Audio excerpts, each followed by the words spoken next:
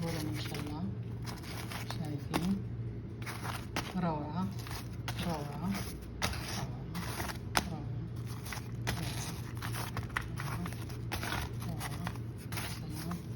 يا سلام يا سلام حبايبي.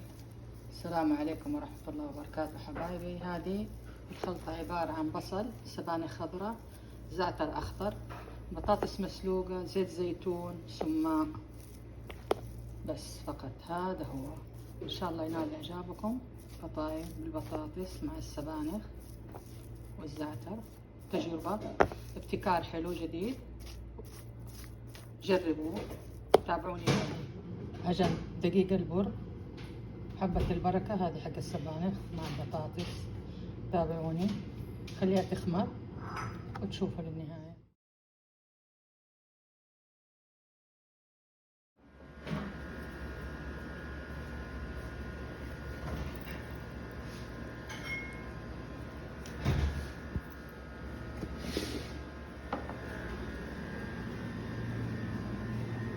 طبعا هذا الدقيق الأسمر مو أبيض حبايبي، شايفين؟ قولوا ما شاء الله.